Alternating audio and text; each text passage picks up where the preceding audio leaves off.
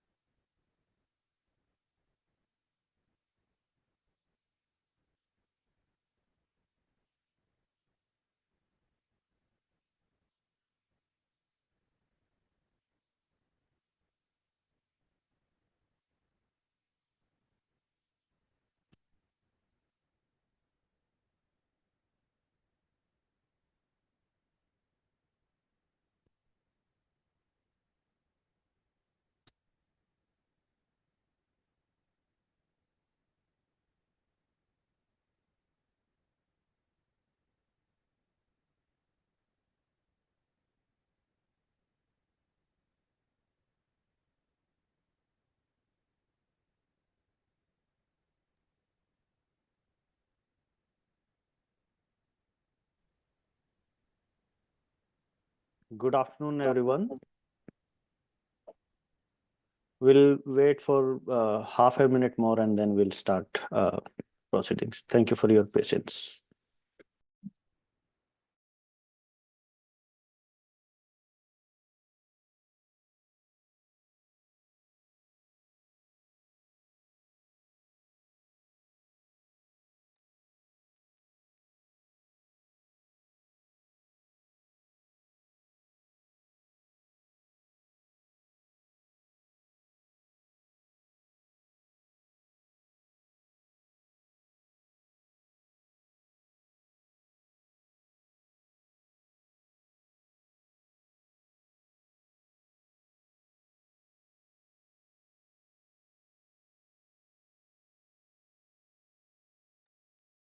Okay, I think we should start.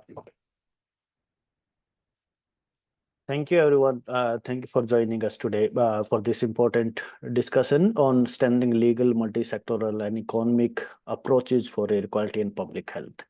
Today, we'll have a couple of presentations followed by a panel discussion with our esteemed panelists. I am Sunil Dahiya, founder and lead analyst at Enviro Catalyst, and I'll be moderating today's webinar and the panel discussion. With a background in environmental research and policy analysis, I am passionate about driving actionable solutions for air quality and climate change.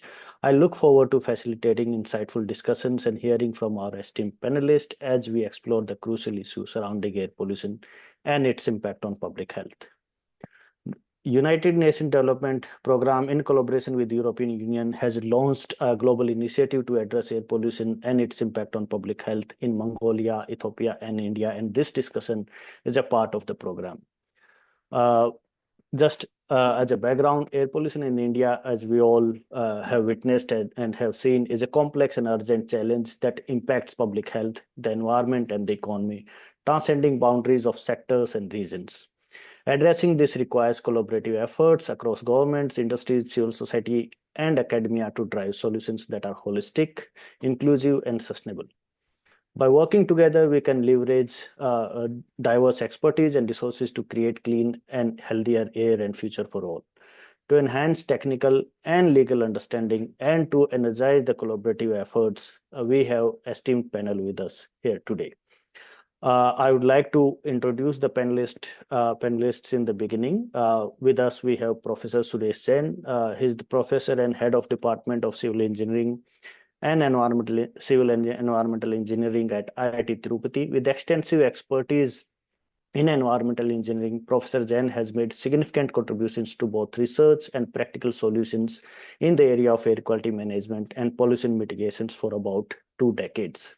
His work in sustainable development and multidisciplinary approaches to environmental challenges make him an invaluable voice in today's discussion. With us, we also have Mr. Ritvik Datta. He's the environmental lawyer and an associate at Doughty Street Chambers, UK. He is also the founder and trustee of LIFE, which is a legal initiative for forest and environment. LIFE received the prestigious Rights Livelihood Award in 2021. With extensive experience in environmental law, Mr. Datta has been a leading advocate for environmental protection, particularly in areas like air pollution and climate change. His work in litigating environmental issues and shaping legal frameworks makes him a valuable contributor to today's discussion on air quality and public health. With us, we also have Dr. Virendra Sharma, Member Technical Commission for Air Quality Management for Delhi NCR. With over 30 years of experience in international development, Dr. Sharma has prominent roles at the government of at Asian Development Bank, UK's Foreign Commonwealth and Development Office, and the Government of India, focusing on policy design, strategic planning, and governance reforms across sectors like urban development, climate change, and environment. His extensive international experience, including leading multi-sectoral teams and managing high-impact programs, has contributed significantly to sustainable development and air quality management, making him an invaluable voice in today's discussion. Thank you, Dr. Sharma, for being here. With us, we also have Dr. Ankur Kansal from Uttarakhand Pollution Control Board. With an MTech in Environmental Science and Engineering and a PhD, Dr. Kansal brings over 20 years of experience in regulatory organizations, including his role as the State Coordinator for National Clean Air Program in Uttarakhand. He has also served as the coordinator for EIACP program under MOFCC and has published several international research papers on air and water pollution, making him an expert in the field. Thank you, Dr. Kansal, for being with us. With us, we also have Mr. Shubham Tandon from United Nations Development Program. With background in resilience and development, Mr. Tandon specializes in driving sustainable projects that address climate change, urban development, and environmental challenges. His experience and expertise in coordinating multi-sectoral initiatives and promoting inclusive policies make him a key contributor to today's panel discussion. With this esteemed panel will have an enriching discussion and would like to understand the multi-sectoral approach to better economic incentivized solutions to have public health and reduced air pollution levels. Before we move further, I would like to address an important point. We deeply value diversity and inclusivity in our discussions, as different perspectives are crucial for solving complex challenges like air pollution. Unfortunately, despite our best efforts, we were unable to include a female panelist in today's panel discussion. We recognize the importance of ensuring that voices from all genders and diverse backgrounds are represented in such a critical dialogue, and we are committed to doing better in future. Your understanding and support are greatly appreciated. Moving ahead, our focus today is strengthening legal, multi-sectoral, and economic approaches to mitigate air pollution, recognizing the need for coordinated action across various sectors. By integrating sound legal frameworks, multi-sectoral collaborations, and economic strategies, we can create sustainable solutions to reduce air pollution and improve public health. With that background, let us proceed with today's discussion, and I look forward to a meaningful exchange of ideas from our esteemed presenters and panelists and all of you in the audience. What we'll do is we will go to two presentations, starting with Professor Jain and moving on to Mr. Shubham Tandon. And with that, that will be followed up by a panel discussions. I know there was a question answer session between the presentations and the panel discussion, but Dr. Virendra Sharma has to leave us around 4 for another important meeting. So we would like to prepone the panel discussion, and we will take the questions cumulatively towards the end of the panel discussion. So with that, I would like to invite Professor Jain for opening presentation on legal framework assessment for air pollution and health. Over to you, Professor Jain. Thank you and welcome everyone.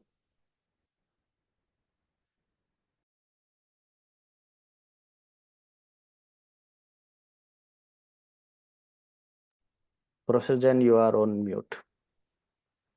Thank you very much to everyone, and thank you, Sunil, for giving a background about the overall project, which started by the UNDP Global Initiative. And I will briefly talk about the legal environmental assessment, which is one of the important aspects of this project. And on 3rd of December, we had in a workshop where we have presented in detail. But looking into the time and the purpose of this capacity building workshop, more of like how to integrate the legal environmental assessment, or you can say the multi-sectoral action plan into our strategies or the measures which can be grounded. So that's the most important part is there into today's discussion. As we know that air pollution is definitely, it's a concern. There is no need to explain why the concern is not there. And Delhi, where we mostly sitting, or North India, which everybody knows that is seriously facing. And if you talk about the India and global scale, then definitely the problem is very big. And that's why we all have to work together. This is the main, you can say, aspect is there. It's not like only the regulatory bodies or the ministry have to work. Because somewhere our actions are making these issues. So we have to also look how our actions can be more sustainable, more integrated, or more resilient, which will reduce the problem for everybody. So as you know, the legal assessment we have conducted, where exactly we have seen what are the different, you can say, policies, programs, act, legal structure of India. And when you link it with the air pollution and health, where are the gaps and challenges and how to mitigate those? And while conducting this legal environmental assessment, we have followed the UNDP operational guidelines. where they have designed like how to conduct the legal environmental assessment and why we have followed these guidelines, so that across the globe, whatever the legal assessment are conducted should be uniform in the framework, so that we can have a comparison when you want to compare with other countries' legal environmental assessment as well. And we have gone through various topics like Air Act, National Ambient Air Quality Standards, NCAP, Commission, CAQM, and then various sectors also we have gone into the details. And if you going to see like what are the most important part, which we found that Air Act is really need a revamping, or you can say looked into more comprehensively. We are missing a lot of things. For example, even when we talk about the different sectors, which is like all your source apportionment studies are talking about multiple sectors, but somehow Air Act is not talking about all the different sectors beside the industry and some extent to the vehicular emissions. So this is very important. Until we'll not spell out very clearly in our legal structure how the legal structure will be, you can say, helping tool in the decision making. So that's very important is there. And since long there is no reform is happening, like how when you compare with the global standards, global regulations, like looking into like there is a damage and then accordingly the penalties are there. So how to bring the synergies with the global ideas and the other countries, how they are progressing in this area. So there is a need to improve, or you can say revamping the Air Act, so that more, you can say, powers to the regulatory agency and other agencies, so that they can take the actions on the ground as well. But an important part which also looks into that the climate actions and the air quality is not well connected. So nowadays, if you talk about any country, they're talking about how to integrate the air quality action plan or the climate change action plan, because there are lots of synergies are there, and lots of, when we talk about the short-lived climate pollutants and so there is lots of synergies are there, and we have to work together to integrate all these things. And then most important part, like legal and the procedural reforms and the public engagement is also, it's not that well spell out very clearly, and how we are coming up with the legal structures, whether the public was involved, whether that amount of awareness is there or not. So those are the important things which we have to take care. When we talk about the national ambient air quality standards, so we have the standards, definitely these are stringent standards are there, but people ask like if my city is violating, what to do?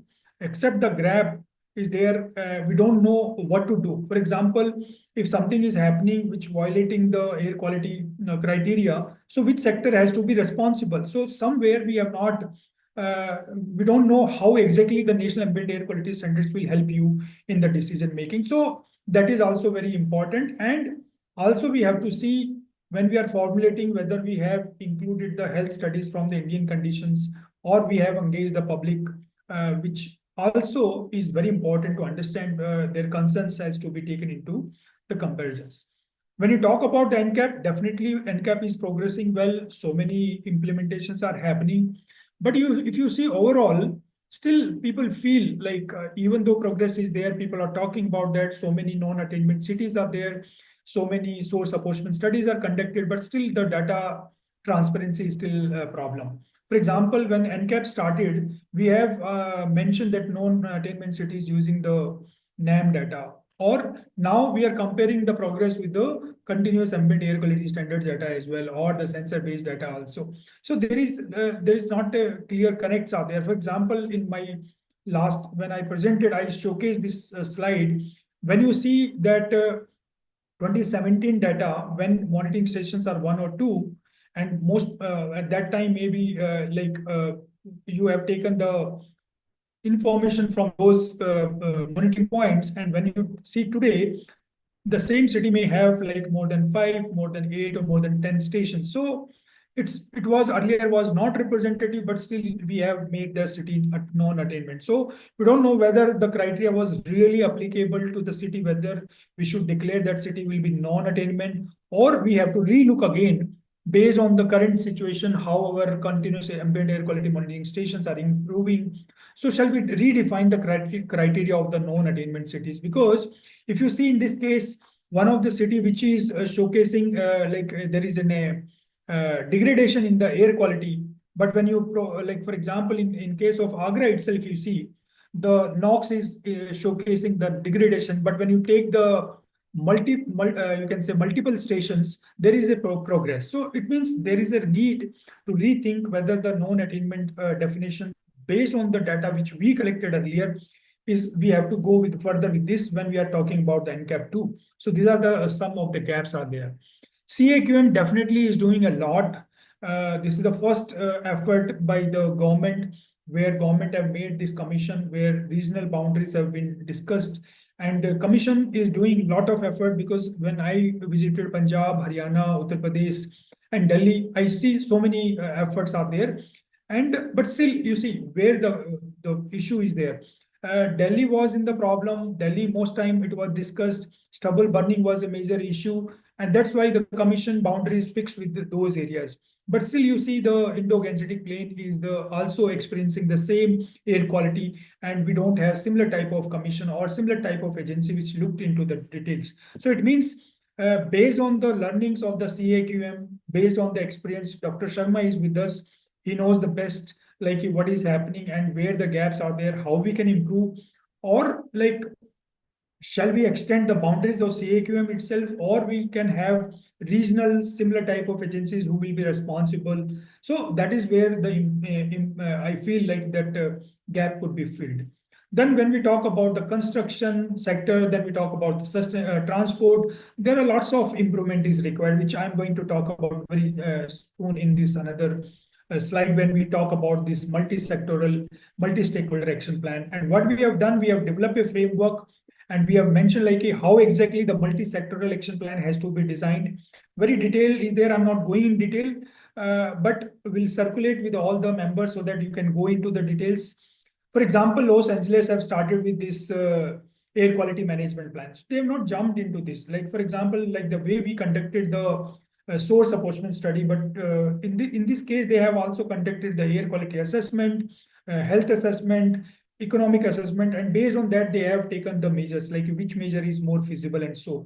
Similarly, with the London, UK, they have gone with the low emission zone. Initially, they started with a small area. They understand the dynamics, and then they have grown at a bigger areas also there. So what I'm trying to say that legal assessment already shows that multi-sector, multi-stakeholder is a missing link.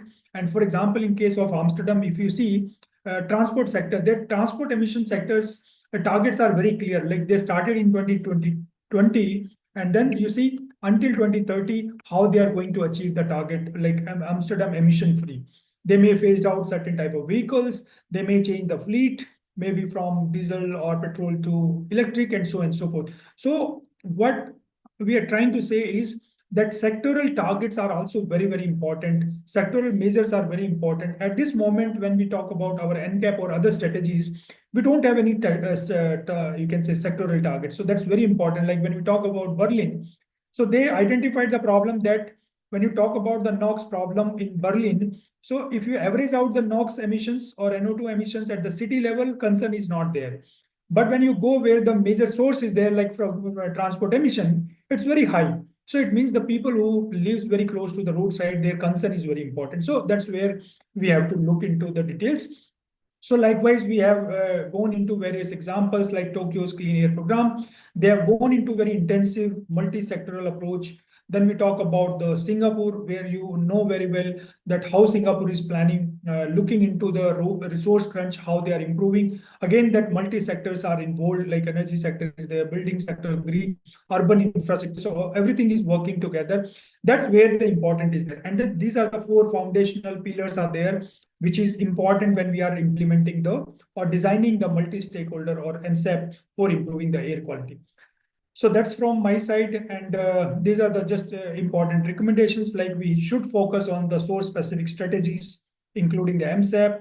Then we talk about the enhance the community participation, which is also missing in the case, and strengthen the public-private engagement. At this moment, I've not seen the corporates are involved in our decision making, or corporates come forward for the air quality action plan their own. So such type of you can say initiative is very important. And then talk about the governance and the accountability. Until we'll not come with these features, it is not going to be easy to take care. So thank you for the patience. I will be I'll stopping here, and then questions maybe, as Sunil mentioned, we'll take later. Thank you. Thank you, Professor Zen, for insightful presentation and briefly mentioning how important it is to look at the sectoral interventions as well as geographical boundaries, administrative boundaries might not be the right regulating unit, and there is a need to relook at the AIR Act, TP Act, and other regulating framework. Even looking at CAQM, and we'll discuss that with Dr. Virendra Sharma later on in the panel discussion. Thank you very much for that. I would like to move to you, Subham, and if you can present the legal case, the economic approaches to air quality and multi-sectoral regulation around air pollution. If you can do that in next 8 minutes, that would be wonderful, and we can move on to the panel discussion. Thank you. Over to you.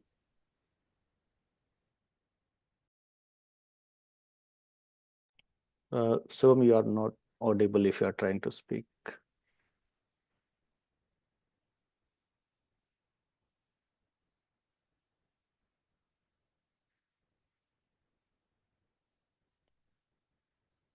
Am I audible now? Yeah, you are. Thank you. But I Over can't to hear. you. You are audible.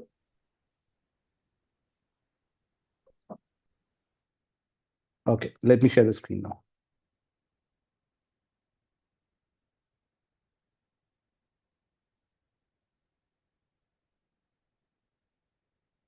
Okay, great. So thank you for having me here, and thank you everyone for participating and coming in here to discuss this very important topic around air pollution. We have been talking about air pollution a lot, and we thought why not discuss a few things which we have recently completed in a couple of projects of ours.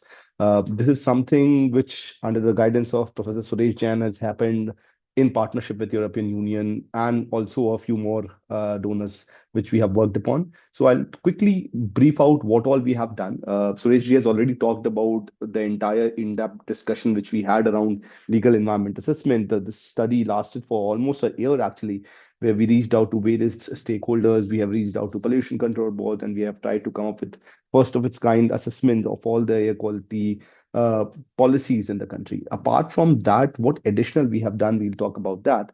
The first component of the project actually was around investment case.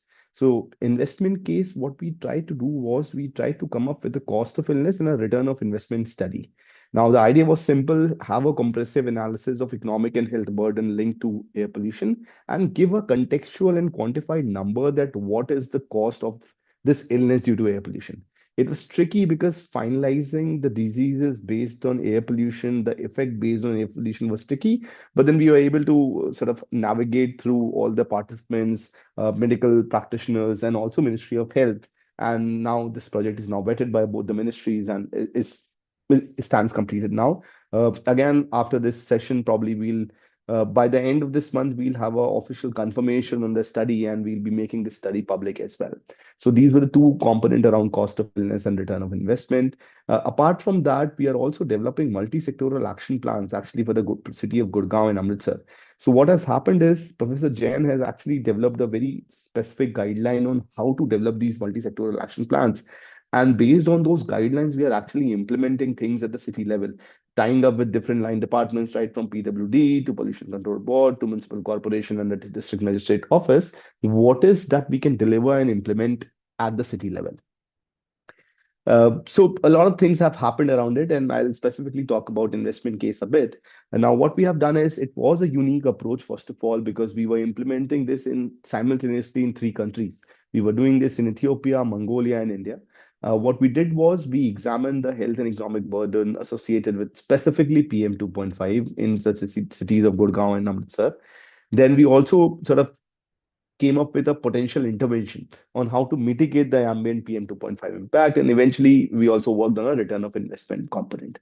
Now, these are the findings. These findings might look a bit on a lesser side because expenditure that of a $2.9 million and that of $8.4 million is not way too big. But if they, and we recently were discussing this with a lot of different participants where the discussion happened about how the gradual impact of air pollution will eventually lead into a big disaster eventually, and there will be discussions around that as well in the next few decades. Now, what we have done is we have identified primary sectors. which are responsible around PM 2.5. And this is something which is upfront, and this is something which is not rocket science. Everybody knows about it. And we have also suggested, but based on these sources, we have suggested a few interventions. And the impact, what will happen to the sector if we are shifting to these new interventions, what will be the reduction? The report talked about that detail as well. Now, the shift of industry to cleaner fuel can yield around 10 rupees and around 9 rupees for every rupee spent when we talk about return of investment.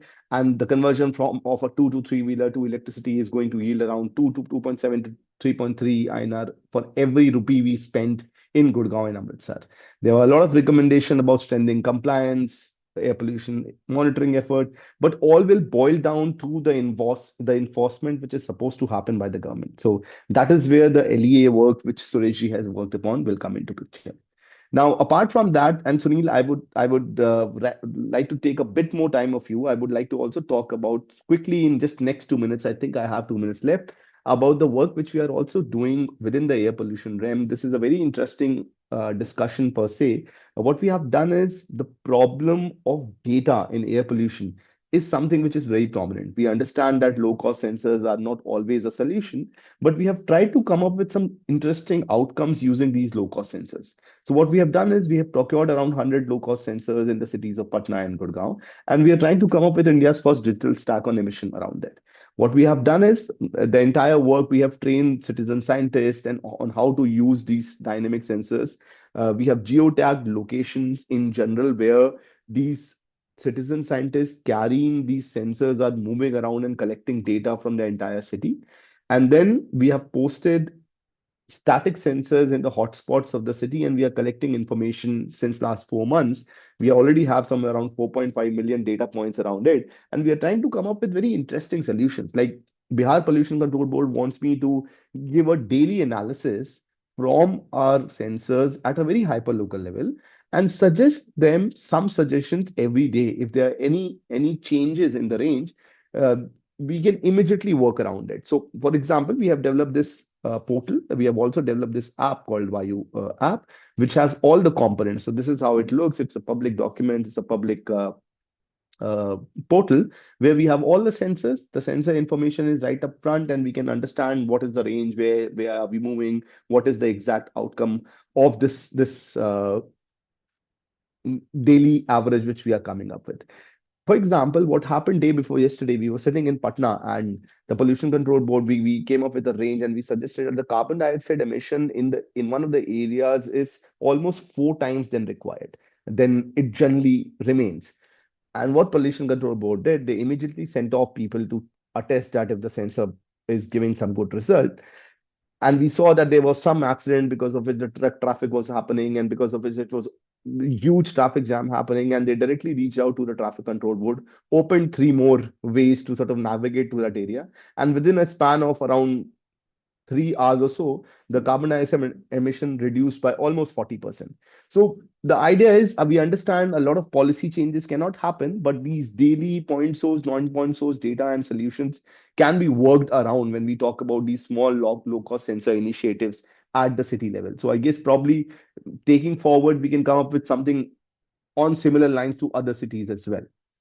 We are trying to come up with heat maps, daily analysis, peak analysis, lower analysis. What can be these changes? How can this daily data coming support, say, for example, hospitals around the vicinity, which has more, say, nitrogen dioxide emissions for that matter? There are a lot of traffic. Can we remove the traffic from there? Can we move it, changes to a single lane road to a double lane road and vice versa, and stuff like that? So a lot of discussions is bound to happen. And this is what we have been doing overall. And I'll not go into my GeoAI work as well. I understand, Sunil, we are running on time, but a lot to be discussed and a lot to be taken upfront. Where we are up here, and I'm looking forward to the question answers. Over to you, Sunil. Thank you. Thanks, Swab. This is very insightful.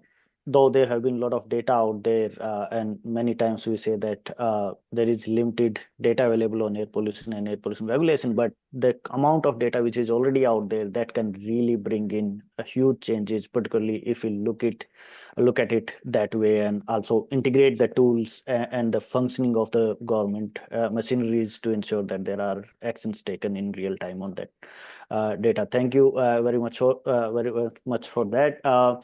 So with that, as we mentioned in the beginning, that because Dr. Virendra Sharma will have to go for another meeting, and we were supposed to have a question answer session post the presentation. We are shifting that to the later part after the panel discussion, and we will directly jump into the panel discussions, building on insights from what Professor Jain has presented and what Subham has presented just now.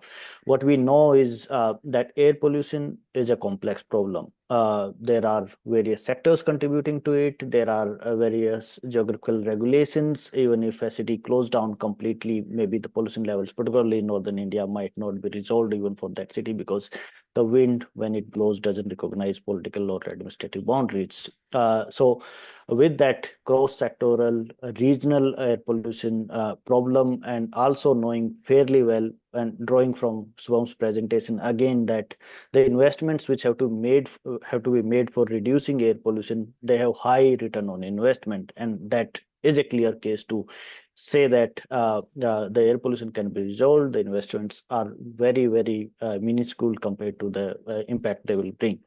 With that, we will deep dive into a little bit of how the legal framework right now is, how can we improve that, do we have enough data, how do we use the available data, are the regulatory mechanisms such as GRAP or any EPA Act, AIR Act good enough for now, or we can modify them in a certain way. And we will also hear from a very practical example and case from Dr. Ankur Kansal in terms of what's been happening really well on ground in terms of coordinating national clean air program, reducing air pollution, as well as what are the challenges and how can some of these legal frameworks, some of this data, some of the investment cases can ensure that the actions taken on ground are more informed, directed, and efficient.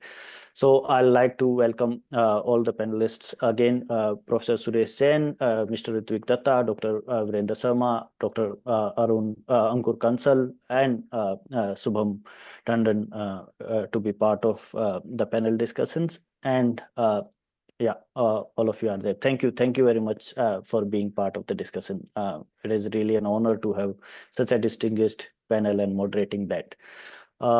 So we'll start with you, Dr. Virendra Sharma, because you are the one who's working at the crossroads of everything. You look at the data, you work for a CAQM, which is a regulatory authority, has legal powers, and you interact with a lot of people who have to implement the directions which you give on ground.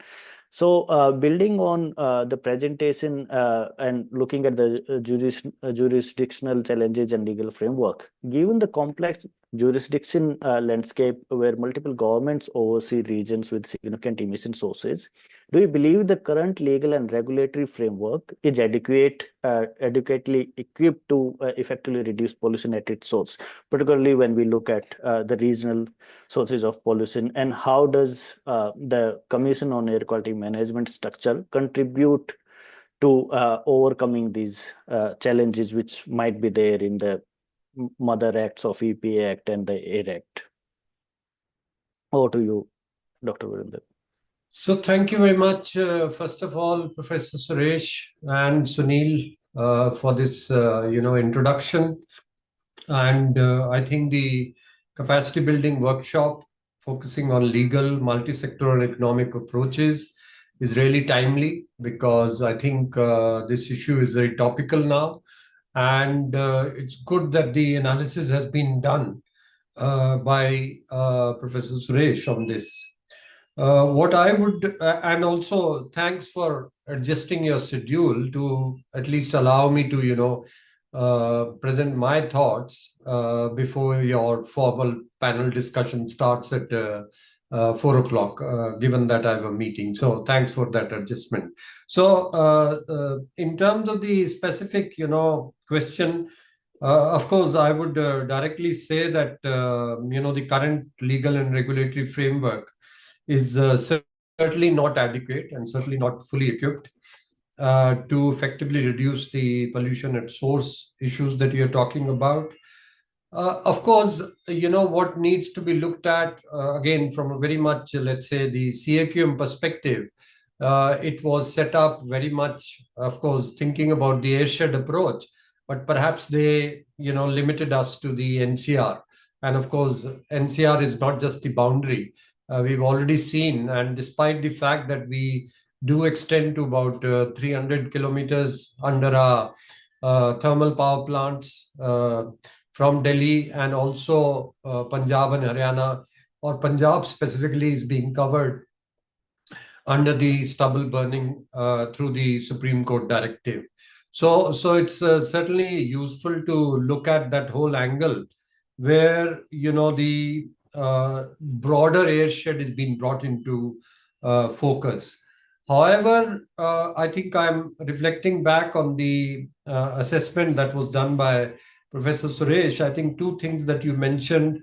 One is, how do you the enforcement and the penalties, and which is the challenge of air quality governance, or what is air quality implementation that we are talking about. Of course, a lot of these directives and policy mandates that we are dealing with would require a lot of work happening with the respective NCR governments at the moment. I would include Punjab also in this because of the specific case of stubble burning, and on the ground, the action by the urban local bodies. And that sort of brings out the whole issue around weak capacity. One is to understand the complexity of air quality, and despite the fact that Delhi has got, perhaps I would say, one of the best networks, CAQMS networks, the monitoring stations, about 40 of them, I think still we need to perhaps relook at what was presented just now by Shubham on the UNDP side on the hyperlocal monitoring, because of course the CAQMS systems are big, they are very costly, they generate a lot of data, and based on that data, some action can be taken. But again, when you look at the localizing some of the air quality actions, for example, yesterday, reporting the suddenly escalation in the AQI, we could see that, the number of smaller fires being lighted on garbage and, at sites in Delhi and NCR are contributing to the sudden rise and of the AQI. So I think we need to be receptive enough. So I think a lot more needs to be done on the regulatory framework, and perhaps re-looking at, what was mentioned as the AIR Act and the other, NCA and CAP and the other perhaps legal structures that have been there to really address the issues of air quality beyond the limited remit of the cities, industries, into communities and other stakeholders. So back to you, Sunil.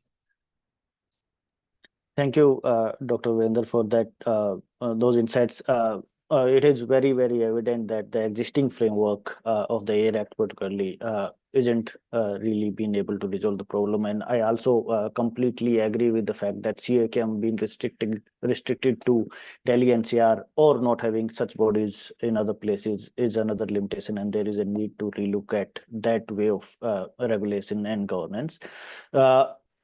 Building with that and also linking it to, I would like to ask one another question to you, and then we'll move to other panelists.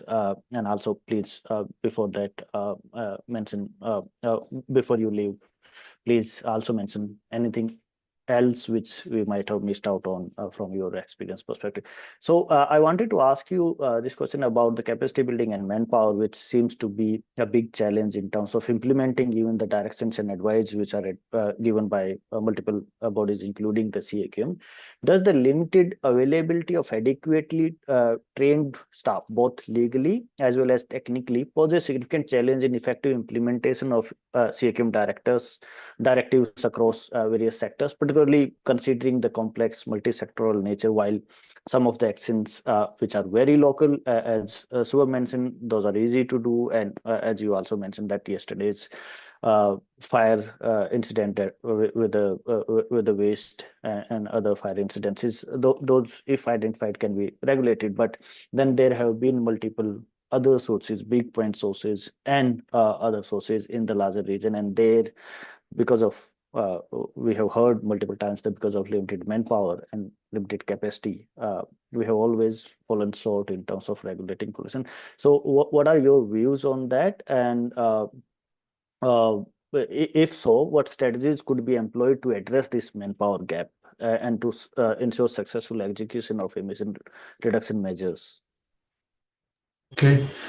Thank you for that question. I think, again, very important.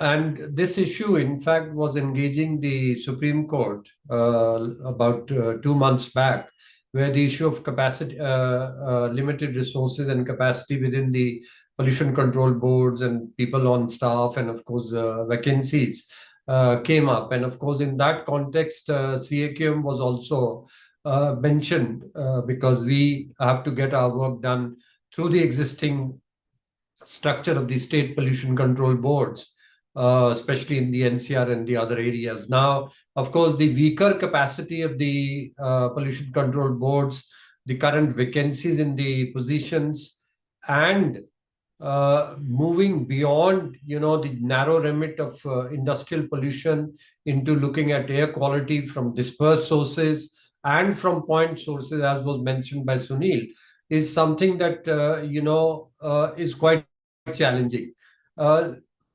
I think some of this realization has come in the fact that currently we've got, let's say, around 30 to 40 people who are part of the task force. Now, this is lent to us by the CPCB. But again, this is largely being done as perhaps a reactive measure rather than looking at it as preventive measures. And of course, we agree that we could react to stubble burning, we could react to, different things, but having a preventive regime right from the start to prevent this happening is something where we lack. Now, of course, a lot of the onus on certain items is on urban local bodies, agriculture departments, and the others. But then as the interface increases, I think the understanding about the complexity of air pollution, the actions that you have to do to actually reduce the PM 2.5 and PM 10, I think they vary among the capacity building down into the implementing authorities.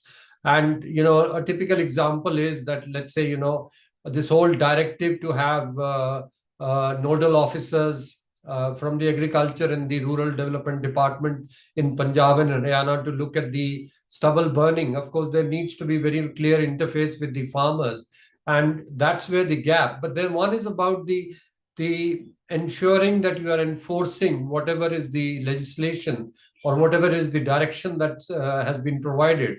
But the other is also trying to build the capacity to understand that these are the 4 or 5 priority actions.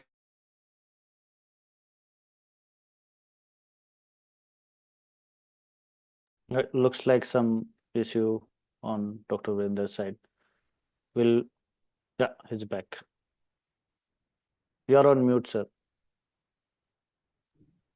I think, yeah, he's back. Yeah.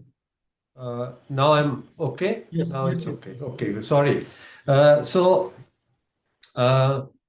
Getting the institutional delivery structure down to the implementing authorities and ensuring that the priority actions are done to address the air quality is the real issue. And you could actually have people regimenting farmers to see that stubble burning doesn't happen. But then in terms of the aggregate that the stubble burning is doing in the hotspot areas and how it equals to individual farmers, that's something that has not been addressed at the moment.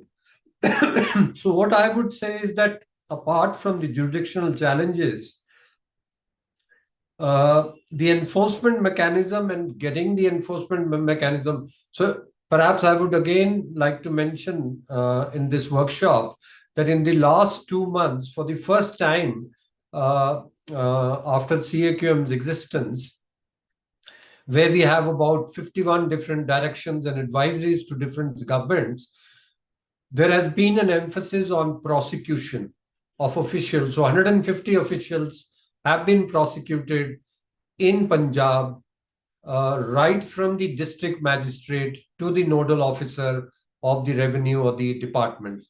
Plus, the fine that has been, penalty that has been imposed has actually been realized from almost like 2 or 3 crores of penalty has actually been realized by the farmers. But an equal number of FIRs and red entries have been done for the farmers.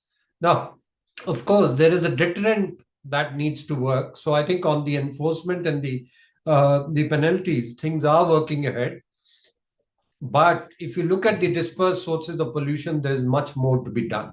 So it's activating both the implementing agencies, but also ensuring that the CAQM's role in terms of the watchdog and in terms of providing the latest information as far as the reduction in specific parameters of air quality is concerned, that is carried out. So I hope that this will also help Professor Suresh to update his slides on enforcement and penalties. Thank you. Thank you, Dr. Virendra. This was very encouraging to hear that there have been personal accountabilities and deterrents of the administrative officers as well. The only, I think, thing to see in following months and the years would be that we move beyond maybe a lot of people-centric, larger narrative building deterrence mechanisms to even bigger polluters and industries such as non-complying industries, power plants, all those as well. But we have to start somewhere, and it's really good that that start has already been done. Thank you for your comments. We'll come back to you again. I would, with those thoughts from Dr. Virendra Sharma, Ritvik, I would like to move to you because you've been also working at the interface of legal frameworks and actual legal implementation of the actions to reduce air pollution as well as other ecological in other ecological domains. My first question is around the governance and framework on air pollution.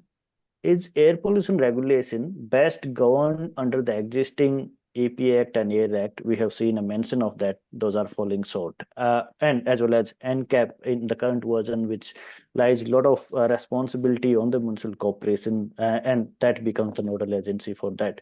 Or there is a pressing need for permanent, technically and legally sound institutions at district, state, and national level, which are specifically set up to look at National Clean Air Program or a new version of it. Such institution could be equipped with overarching legal powers, accountability mechanisms, as we have heard that there have to be personal liability of the administratives as well as polluters for effective implementation. And particularly considering the capacity gaps which we have in the National Clean Air Program. So what, according to you, can be the way ahead? Do we govern air pollution through the existing laws, existing CAQM and other statutory body, or there is a need for a better and more structured framework around National Clean Air Program? Thank you, first of all, Sunil, for inviting me, and also to Professor Jain. Professor, I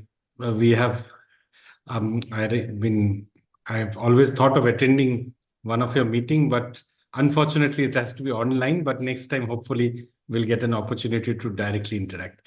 Sunil, the question that you've asked, unfortunately, I will take the time of everyone if I have to actually give you a detailed response. So I'll try to limit myself, because firstly, this is a wish list. So I don't want to get into that. But let me tell you that based on my experience, and I think what IIT and everybody in this group has done is exemplary of identifying the entire legal framework that exists and what needs to be done. So I don't want to repeat what's there, because I think those are very valuable. My point today is, I think, really speaking, air pollution, if you look at the way that we have dealt with it, there is no institutional capacity today to deal with the issue of air pollution. And I see it as a fundamental issue which cannot be addressed merely by setting up new institutions again. Because if you look at it here, almost 8 years back, there was an NGT order which finally went to the Supreme Court saying that, well, officers of the Indian Administrative Service and the Indian Forest Service are not really scientific officers to man and these pollution control boards, right? So if you actually look at it here, we do not really have a dedicated service today to look into the issue of environment. You have administrative, you have police, you have forest, but environment does not exist today at all. There was a demand long back that there should be an Indian Environment Service. Today, you are actually taking officers on deputation to man all these pollution control boards. You have scientists who are not really trained in order to actually prosecute offenders. So we really don't have the system today to really bring about a culture of compliance. And I think that is where we have to, setting up a new institution on its own will not really solve the problem. Now, if you look at it here in National Clean Air Plan, you see it even today, we had the hearing 3 days back. Most of the states have yet to come out with a state action plan. There was a talk about having a national clean air plan, but there was also a requirement to have a state action plan. The guidelines came up later. And today, even now, most of the states are yet to come out with it. And what have we done today is really decriminalized a law where there was no criminalization at all. You see that what do? You decriminalize, looks very good. But where were polluters criminalized? They were never criminalized. So you actually given them a relief which was never due to them, because you have never experimented with criminalization in air pollution cases. You look at it here.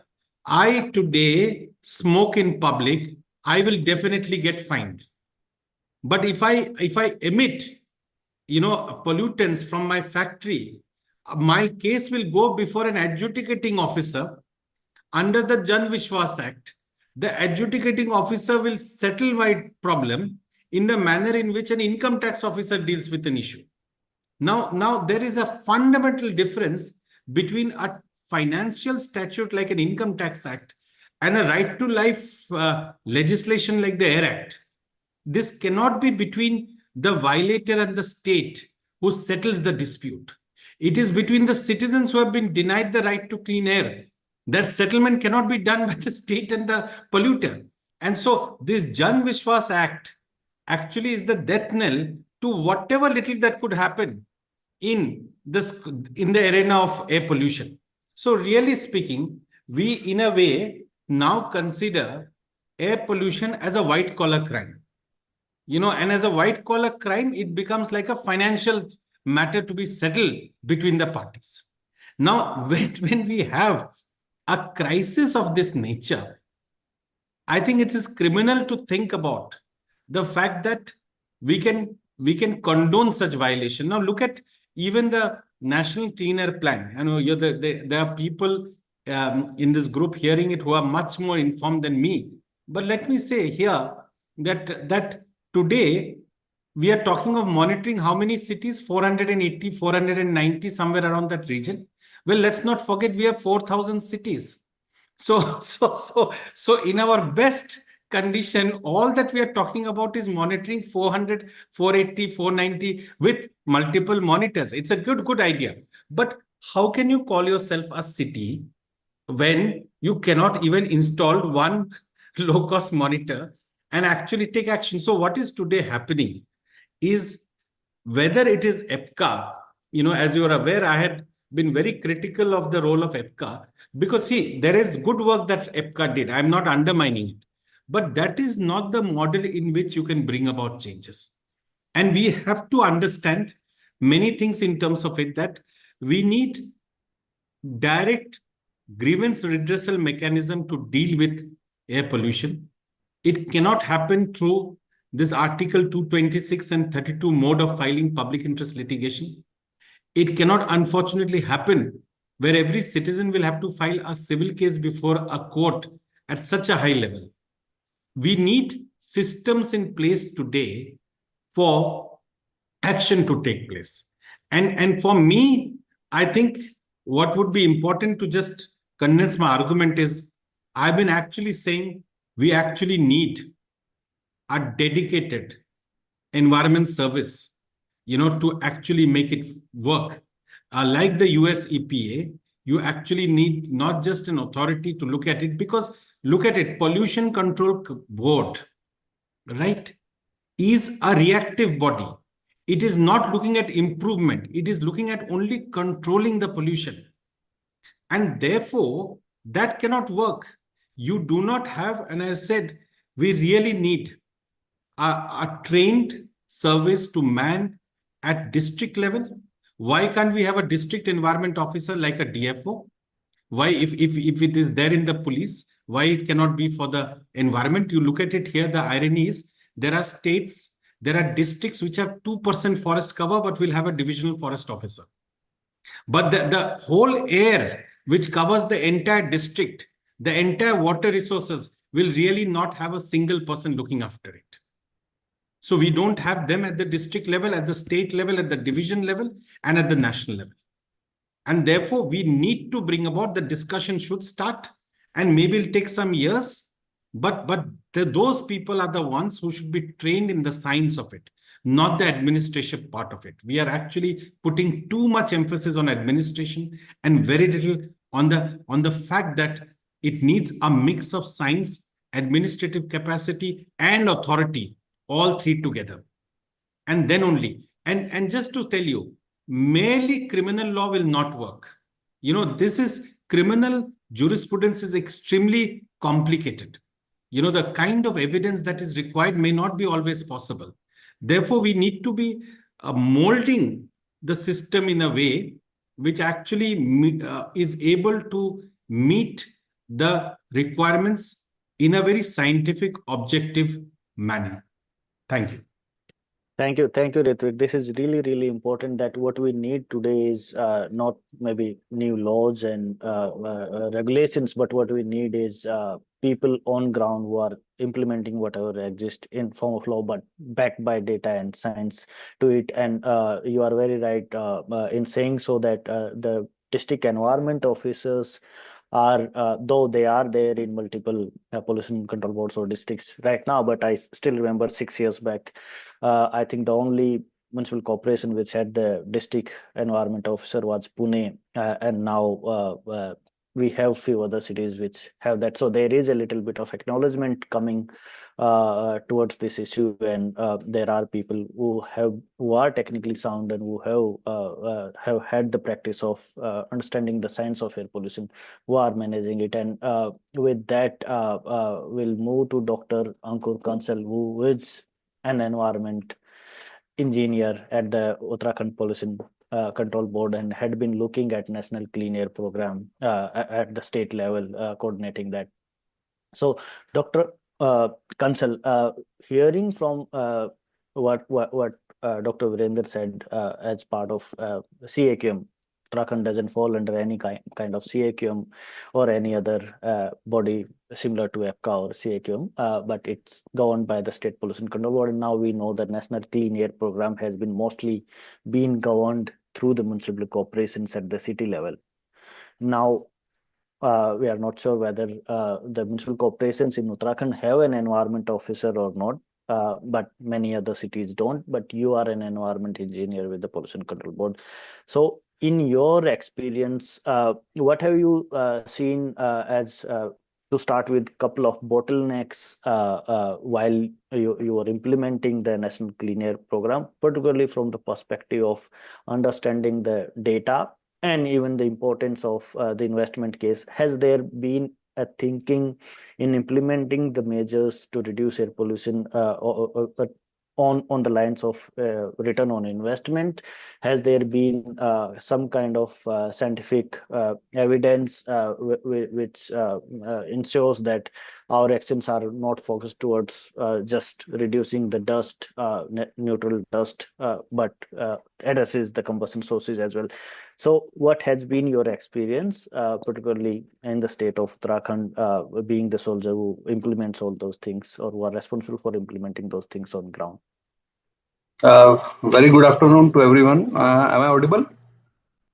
Yeah, okay. So, good afternoon. So, as I have started my conversation or talk in 2 or 3 points like gap, what the recent changes in Air Act, like appointment of this adjudicating officer, what are the gaps we feel in National Clean Air Program, and what the questions you arise like the dust emission and stack emission and point source emission. So, first of all, I would like to mention here that every decision making is based on the data. But how much data we have? We have a very shortfall in data, as Mr. Datta said, that there are so many cities in our country and we have a very few monitoring stations. So with these few monitoring stations, how can we make a comprehensive action plan, state specific, either district specific or a national specific action plan? Number one thing.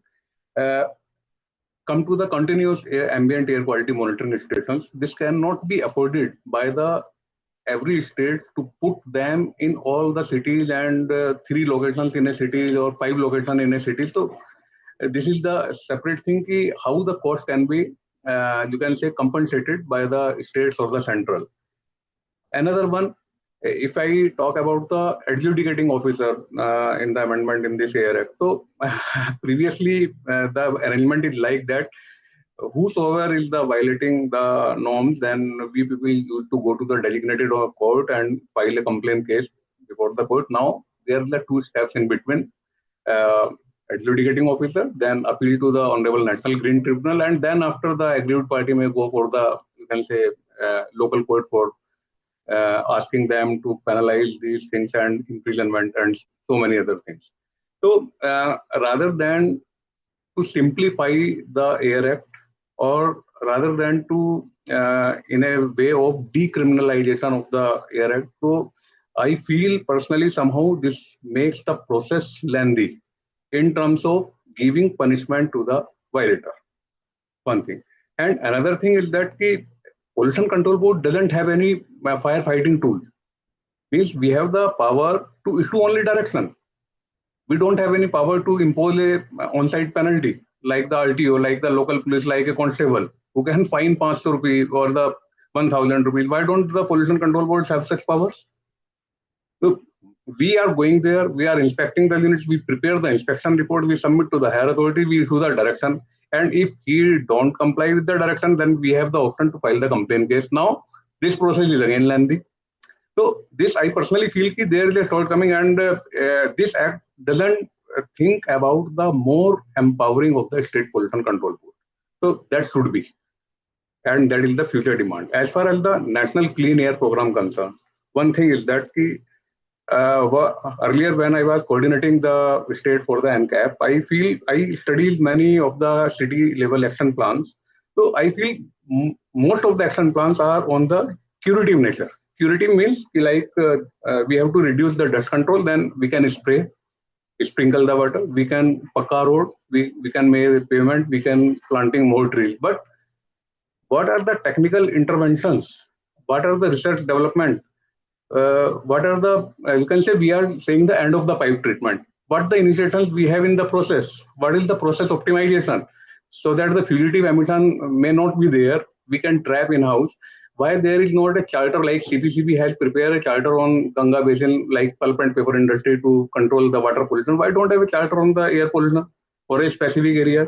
So these are the some, because I refer charter word because in the charter of CPCB for pulp and paper say they impose some technical interventions, process optimizations. Why don't they make a charter for the critically polluted area? Say this type of units have to have this type of the fuel. They have to change their burner. They have to change their fuel. How they improve their fuel consumption efficiency. So like these things will definitely improve the scope and achieve the target under the National Clean Air Program.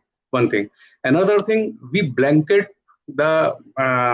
impose blanket condition or the target 40% reduction in the PM10 for all the cities, whosoever in the 2019 baseline data. For example, Dehradun was 165, Lucknow maybe 250, Delhi maybe 400. So for all, they are the 40% reduction. Why don't this is rationalized and there shall be a target? All the cities will come below the national ambient air quality standard by categorizing them. Say 300 to 400 cities are under one cap, 200 to 300 in second cap, and time target shall be rationalized by 2026. For the cities like Rishikesh we have, where the and Dehradun we have, there the baseline 165 particulate matter 10 was only 165. Why we are going up to 2026 for achieving the 40%? Why? Because we can achieve in 2 years, and that long-term target shall be for the highly polluting cities. So these are the some type of the things what I mentioned. These things shall be incorporated, but I feel happy at least Government of India has come up with the Pan-India National Clean Air Program, at least first time introducing the thing for air pollution control. As far as you say the dust control measures, dust pollution, as on now, we are talking only about the stack emissions, process emissions. So there is a very beautiful thing about the stack emission or the point source emission. One thing is that there is a stack, a big stack. The pollutants are dispersing from the 90 meter or 100 meter height, and they disperse a wide area and then settle down after quite long time, say 2 hours, 5 hours, 8 hours, even a day, depending on the climatological or meteorological conditions. But there is a scenario which is different in case of dust. Dust is arising at ground level. Ground level dust is more threatening to the public health rather than the point source emissions, which come to that particular place after a period of, you can say, 10 hours, 12 hours, whatsoever. So there is no standard and there is no guidelines for dust pollution control. So this is need to be addressed. And another important thing is that our standards are concentration based, like particulate matter, say 150 microgram per normal meter cube. Why don't we have the load based standards? Say there are some critically polluted areas, there are some densely populated areas. So standards shall be load based, considering the carrying capacity of that particular area, so that we can say just we rationalize with the public. We rationalize the standards with the sensitive areas. We rationalize standards with the highly densified areas. So this type of the interventions may be there, shall be there for achieving the goals of this NCAP as well as the preamble of the Air Prevention and Control of Pollution Act. Also, as far as the capacity and enforcement challenges, I would like to mention that as earlier said, we have only power of issuing direction, not power to penalize, not power to imposing penalty.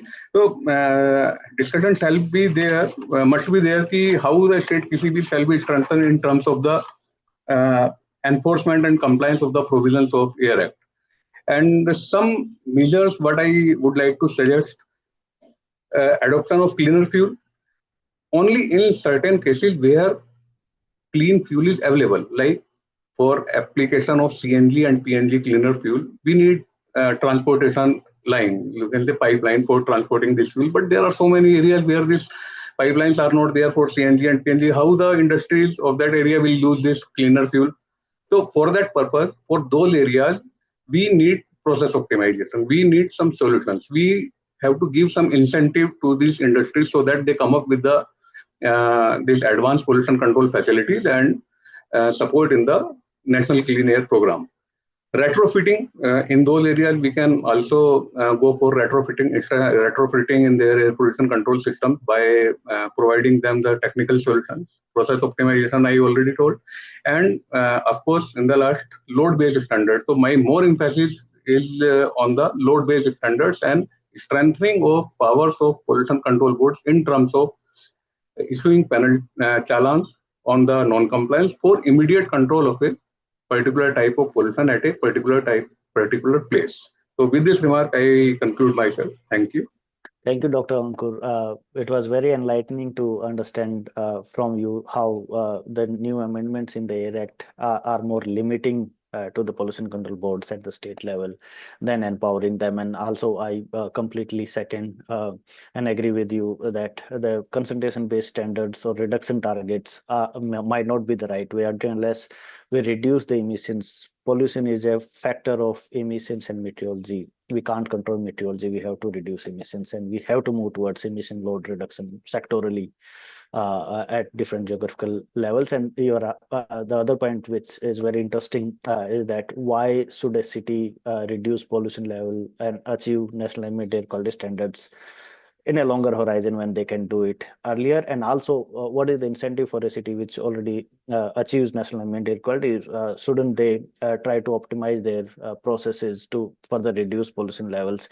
Shouldn't we move towards World Health Organization guidelines in the longer horizons?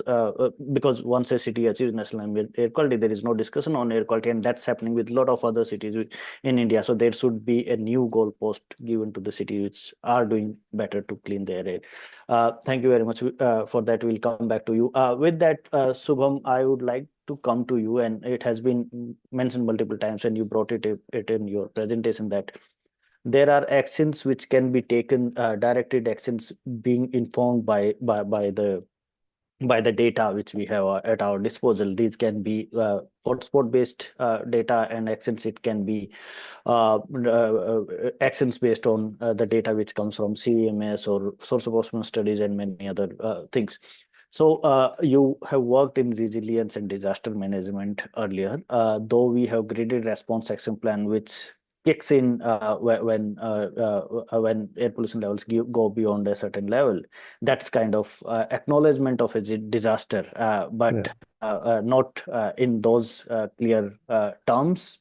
So in your opinion, does categorizing air pollution as a national disaster and responding to it in that way, which means that there are directed actions taken both locally as well as it was mentioned, that pollution travels hundreds of kilometers through high stacks at those big point sources. If we categorize air pollution as a national disaster and respond to it with the same kind of emergency we respond to any other disaster, would that help? And does GRAP in the current version fits in somewhere there as the categorization of air pollution as a disaster? Okay, interesting. Three parts to the question, and Sureshji is smiling there. We already discussed this a few weeks back, and when we say, I guess, Sunil, and there was this initial discussion also happening at MOFCC where people have been talking and considering air pollution as a slow onset disaster, like droughts. The impact is not immediately seen in front of our eyes. We can see smog outside, but the impact on health is not seen right now. But eventually, it may lead into an epidemic 10 years down the line if it keeps on impacting the humans in general in this area.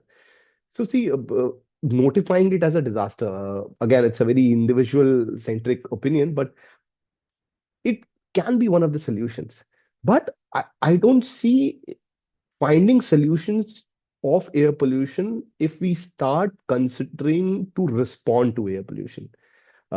Because response-centric mechanism, and I'll give an example of disaster management. The DM Act came in 2005. Yesterday, it was updated again. So after almost 20 years, it was updated again yesterday. It was approved by the Parliament. The Home Affairs Minister have already reached it. Now, 20 years down the line, the initial outcomes and requirements of the DM Act was that every state should have a state disaster management plan, every district should have a DM plan, every city should have a DM plan. There should be ward level awareness, there should be VDMPs, there should be departmental DM plans. Now, in the 20 years, we have achieved a location where we have DM plans at the state level. But if you ask all 700 plus districts have DM plans, no, they will not have. If they even if they have, it's just a document lying on a paper on the table. Nobody knows what to do with it, how to use it, how to do a better risk informed planning based on it. So I guess if we start, it can be both plus and minuses. If we consider air pollution as a disaster, we can start considering it, but we start to work on mitigating its impact. If that is the rationale we take, then it can be a solution where we come up with solutions from a broader horizon. Like, for example, the good part about, and Dr. Ankur actually talked about this brilliantly well, and earlier Virendraji also talked about it. See, one transition which we see in the recent past is that the government is interested in solutions. You go to any of the pollution control board, every pollution control board, I and Suresh ji, when we were there in Amritsar, we were discussing this. The pollution control board was saying, Shubham, we have done an ample amount of studies. We know the problems. What can be the solution? What can we do tomorrow? Now, only problem is if we start implementing solutions around air pollution tomorrow, we are just jumping the wagon. We need to give it time. We need to analyze, assess, come up with a strategy, and then give it time and find solutions to it. We have moved, and again, going back to a disaster management realm, since last 2 decades or so, we are now a very advanced response-centric nation if we talk about disaster management. We are at par with the developed countries of the world. We are doing exceptionally well. We are evacuating millions of people in 20 hours. People globally are coming to the country and seeing how is that even possible, but we are doing it effectively every time. Right. So it's not like we can't do it, and it's not like there are not global sort of solutions around it. We can do it for sure, but I think the idea should be more from a mitigation perspective rather than to a response-centric mechanism.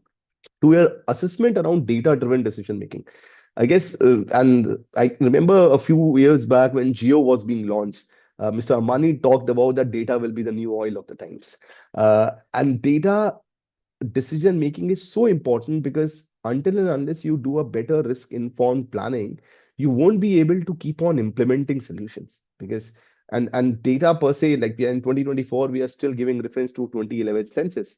So how important data is something all development practitioners know, that every time we are developing something, somewhere back of the mind, the issue is that we are still using the 2011 data. So the idea should be that, yes, utilize this data, come up with solutions which can provide immediate outcomes, but from a broader strategic point of view, right? When you're saying the sensors are costly, and when MOFCC is saying that low-cost sensors, based on low-cost sensors finding, you can't do policy-level interventions, so probably suggest some solutions based on the finding of these low-cost sensors, build on these suggestions, develop pilots, implement solutions, give results, and then do the policy-level change. Because if we keep on sitting and understanding that the sensors are way too costly to implement and get data, that is not possible. Ritvik mentioned this very important idea that a lot of data is available. One, the technical capacities are not there to analyze this data. When we see tailored approaches being coming up with specific sectors, that should be the idea from a bigger airshed management point of view as well. We start considering the facts that we need to come together to start strategizing and implementing solutions at a minuscule level, but from a broader airshed perspective, I guess a lot of solutions can come around it. And to your last point, where you have talked about, again, the triggering approach and also GRAP being talked in a certain way that, sorry, what was the GRAP question? The third question of yours? So that was, does GRAP falls in the realm of disaster, Yeah, acknowledging air pollution as a disaster, again, because there are actions which comes into force. Exactly, because it's a response plan, because it's an immediate response plan. Disaster Management Act talks about emergency support functions on response level. The problem is one department knows very categorically well that under disaster management, these are the line departments which have certain emergency support function defined. Under graded response action plan, that is yet not defined. We are still struggling around the CND mechanism and CND guidelines per se to manage it effectively. I guess again, we need to have a shift from reactive measures of grab to comprehensive, preventive, and year-round strategy, right? Only then, because see, we are having this uproar, we are having these discussions around it. Because give me a moment, somebody is at the door. Just give me a moment.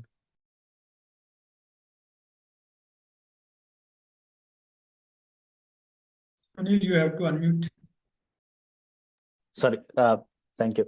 So we'll come back to Subham for another round, but with that background process, and there are a couple of things which are very clear. One, we have to move from reactionary actions to emission Exactly. load reduction at source. We know that the pollution control boards in the existing framework are not empowered, and even the amendments which are coming is more restrictive than empowering them.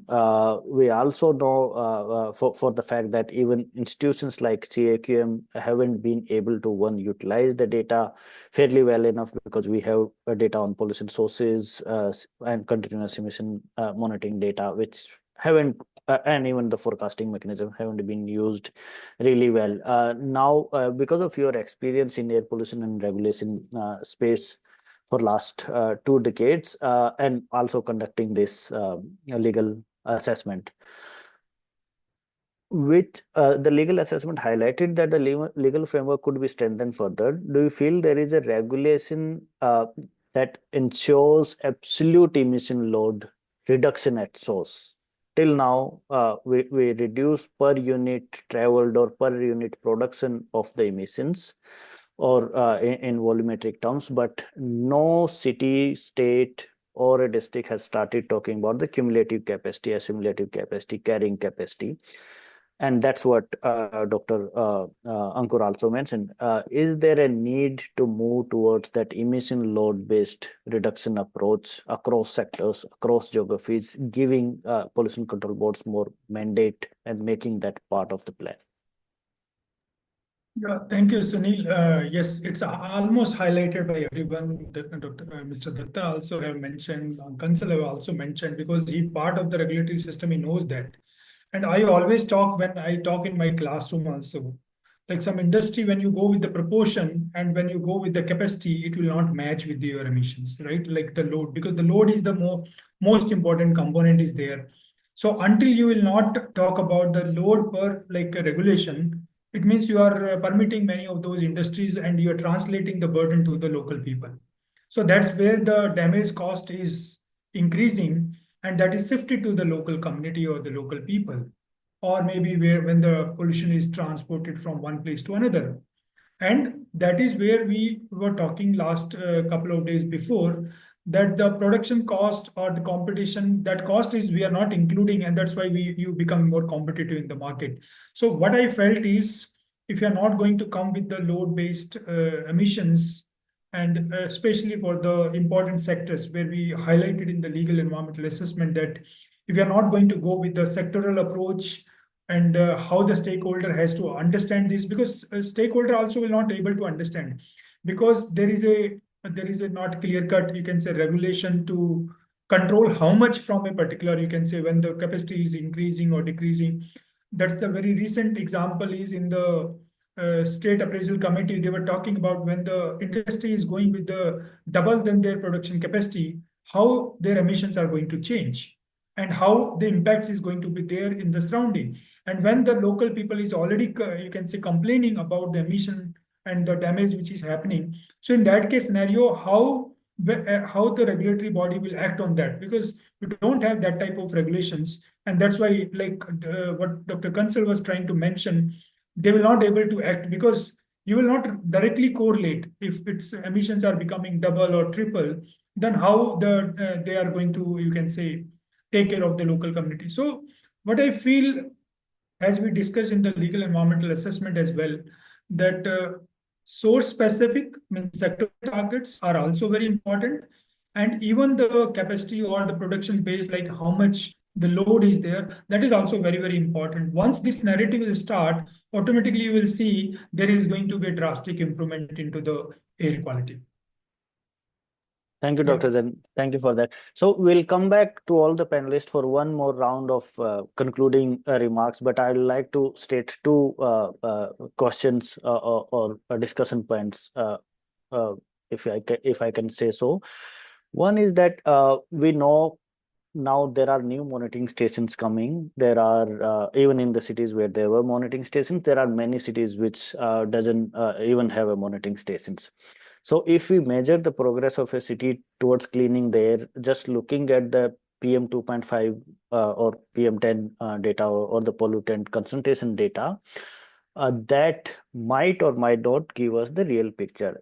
In such a scenario, if as we were just discussing it, that the emission load sectorally becomes the data points which are available in public domain and also used as alternative indicators or additional indicators to National Clean Air Program. Will that be a better regime to move towards directing more sectoral and economic return on investment based decisions? I'll give you an example.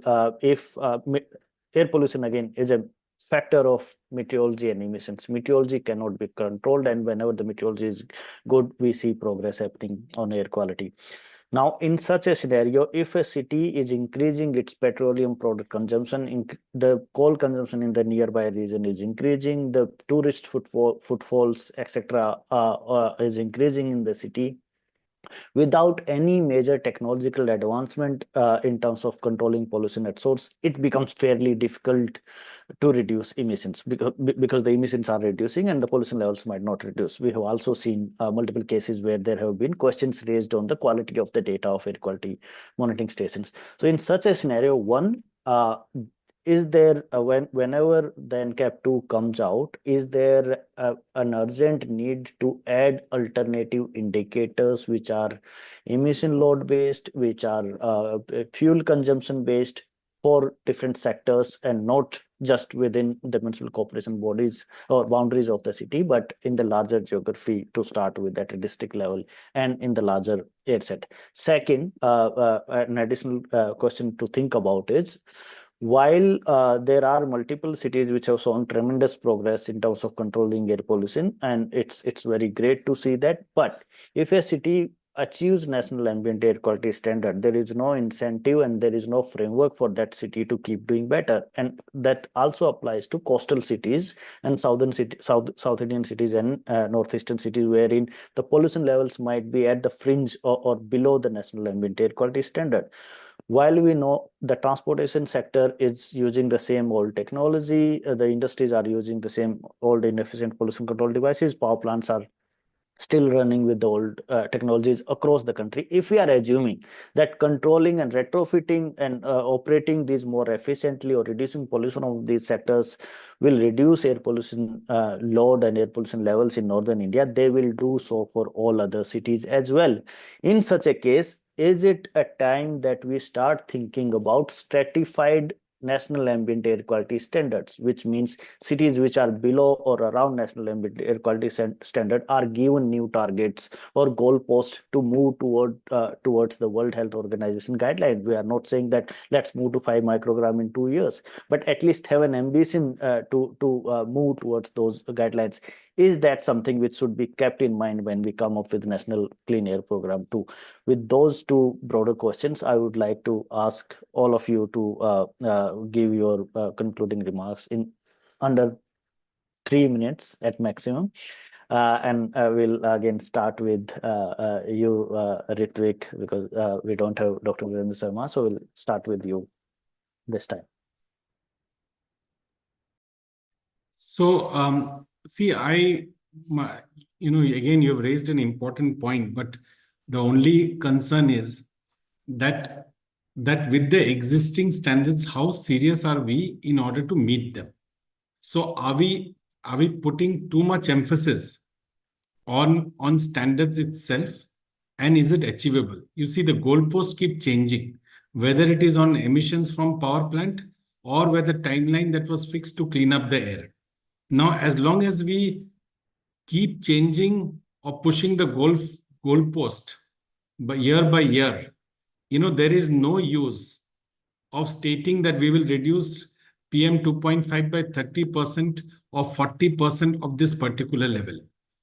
And I think what is important here is to recognize that, there are certain areas that would need to be prioritized for urgent action to deal with air pollution. And say, for example, it's very clear that we have certain areas or places which are pollution hotspots. Now, those areas need to be prioritized in terms of reducing air pollution. Second is those whether we can incentivize. Now, the question that comes in is that those which are compliant with it. But again, I think there also we'll have to see. Now, see, the latest studies show, well, Aizol is the cleanest one in terms of the latest data that is coming in terms of air pollution. But is it purely because of Aizol's policy, or is it because of a particular location, or is it because of good rainfall that has happened? I don't know. Now to that extent, I think we should be careful about all these aspects. But most important, I think, is recognizing that across India, clean air is a big issue, and we have to have maybe area-specific standards. We need to increase monitoring, but as we say, having monitors does not ensure clean air. It only ensures that you have the information based on which you can act to bring about clean air. But again, I think what is coming out as a problematic aspect is the willingness to do long-term measure in order to control air pollution. And as I always said that, you may say Delhi will reduce by 30 to 40%, but as long as you don't make fundamental changes in your parking policy, in your car purchase policy, in your public transport policy, and actually see it through, those changes are not going to happen. And I think that is where the problem is. You are aware of what is happening even in Calcutta, that you are doing away with tram system, moving away so that you can have more and more vehicles using the road. Now, that's not going to help so far as air pollution is concerned. So I'll just end by stating that, rather than having too much ambitious goal, I think we should be more realistic in terms of our spread and ensure that every single city or rural area actually gets a relatively cleaner air, rather than saying that we will actually meet the WHO standards or even come close to that. Definitely. Thank you. So thank you, Ritvik. Also, the idea is that all the cities, irrespective of where they are, whatever the pollution levels are, our systems, transportation system, industries, and power, construction, everything is so bad that there is huge scope of improvement, and every city, every geography, every rural area can improve if we keep working on that. The only thing is the existing policy doesn't give that space once you achieve the national ambient air quality standard. But thank you very much for that. Dr. Ankur Kansal, over to you. My submission is that if we are able to protect the right of clean air, likewise, this will be different perception for different area. Like for Delhi, right, where we will be able to improving the air quality index from 400 to 200. That will be a great help for that area. In terms of Dehradun, if I reduce it from 150 to 100, then it will be a great help. So I strongly support the area specific standard, so that the people residing in an highly air polluting area, and if they are benefited by reducing or improving the air quality index by 50%, 60%, then that will be a great help, irrespective of the concentration of pollutant, whatever, because they are habitual to live or breathe in such a polluted air, and improving the air quality index in a particular area, which is definitely higher than the hilly areas and the Ailwal and so many other areas, but that will be a great help. That's why I support the area-based standards shall be there, and that too to be calculated based on first calculating the carrying capacity of that area, and then we have to make a decision what type of the industries and processes shall come up, and what the standard limit be fixed for certain type of the upcoming or the existing units. Number one thing.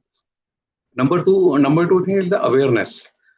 Our civic sense. We have to improve this thing also, because in Uttarakhand, I personally see, and most of the persons who are traveling in the upper hills in, you can say, this Char Dham route, they used to throw their garbage, plastic bottles from their car and along the roadside.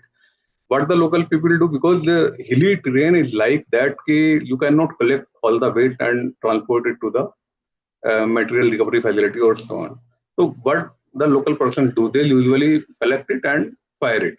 So that type of the thing we have to take care that will be improved by awareness, by creating awareness among the people. So I focus on the awareness part as well as the area specific standard part, rather than to focus on the specific target 40 or 60%. So that is my comment. No, that's very well said. That what we have to do is definitely look at reducing pollution levels from where they are, and any improvement is a win for the citizens. But just with this point that most of the health impacts because of air pollution happen between the range of 10 microgram to 40 microgram, which is our annual national standard. And beyond that, yes, there is an incremental health impacts, but the rate or the growth is very slow. So it would make little improvements if we move from 60 or 70 microgram to 40 microgram. But if we move from 40 to 20, that will be a huge improvement in reducing the health impact. So that's why I think what you submitted is that different regions should try to move towards cleaner air irrespective of where they are, and it will help even the cities which are called cleaner cities according to national national ambient air quality standards in current form. They will benefit a lot if they move, if they further clean the air. So with that, Subham, I would like to come to you and have your opinion on now from a disaster management perspective, not from reacting, but as the discussion was happening around reducing emission loads, which is a mitigating measure across different sectors. And you have also been looking at air quality more specifically over last 2 years. The concentration-based standards, there are disparities in data, lack of trust in understanding and even believing the data. So in such a context, should we look at additional indicators to measure progress of National Clean Air Program, and should those be emission-based, fuel consumption-based, and should we move to that approach? Thank Yeah. So, Sunil, I guess a very sort of humble submission in a way that we can keep on looking about indicators, we can keep on looking about overall guidelines, but in the end, it will be enforcement which will matter. We'll keep on struggling, we'll keep on making new guidelines, indicators. What Dr. Ankur is suggesting is something which normal people will be looking forward to. If my air quality is reduced, like I've been living in Delhi for some time now, it's been 10 years here. But if my air quality is increased like from a 400 to a 200 in a day, 200 always sort of becomes, oh, what a pleasant day. Right. So I guess when we talk about indicators, when we talk about new guidelines per se, it's always important to keep on relooking and exploring your own standards in general. Like, for example, I was again with one of the pollution control board's chairman, and he was suggesting, Shubham, the world keeps on saying that I am not utilizing my NCAP funds. And I've been only able to utilize some 35% odd NCAP funds. And I'm wasting 65%, even though the pollution outside is so bad. And then he responded, he said, Shubham, my NCAP targets are achieved by 97%. So either you tell me what more is to be done under NCAP, or you don't comment on my spending power. Now, it's a very genuine issue, right? For example, if the standards are already been made and we are not enhancing it, we are not looking into it, we are not amending it. So it's high time we do it. And right from a disaster management point of view, because yesterday we had our first big amendment on disaster management. And the suggestion which you are talking about, establishing of a urban local body for a disaster management is now approved for disaster management.